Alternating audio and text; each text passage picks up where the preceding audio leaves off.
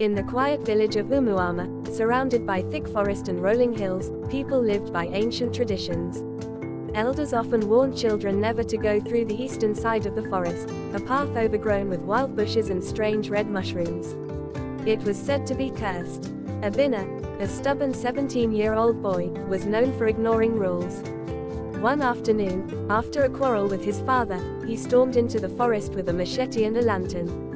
His friends warned him, "Obinna, don't take that path. People vanish there." But pride clouded his mind. As he pushed deeper into the undergrowth, he found the air unusually cold. The trees were twisted, and strange symbols were carved into their bark. Suddenly, a high-pitched whistle echoed in the air, sharp, clear, and haunting. Obinna froze. It wasn't a bird or an animal. It sounded human, but no one should be there. He called out, "Who's there?" No response. Only another whistle, closer this time. Obinna turned to leave but realized he didn't know the way back. The forest had shifted. Paths he thought he knew now looked unfamiliar. The whistling continued, always near, never seen. Just as he began to panic, a woman appeared. She wore a flowing white wrapper, her hair long and wet as if she had just bathed in the stream. She didn't walk, she glided. Her eyes were deep pools of sorrow, and her voice was soft as a breeze.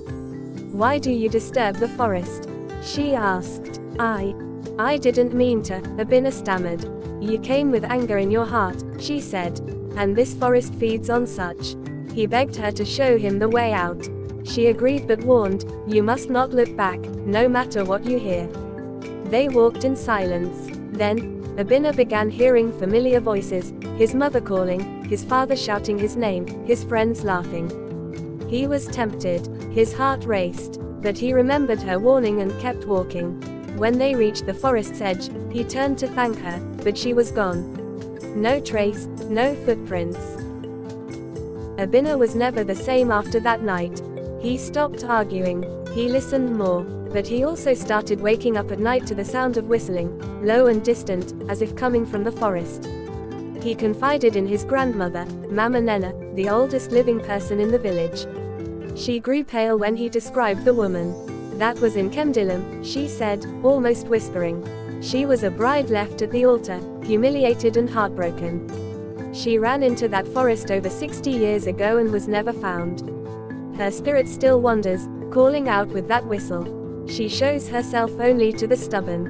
Obinna tried to ignore the whistles, but they got louder every week. One night, he saw her again standing at the edge of the forest, beckoning him. Obinna tried to ignore the whistles, but they got louder every week. Determined to end it, Obinna went back to the forest, holding palm oil, coconut, and white cloth, gifts of peace. He walked the same cursed path, and again, the whistling led him. When he saw her, she looked different. Her sorrow had deepened. She reached out her hand and touched his forehead.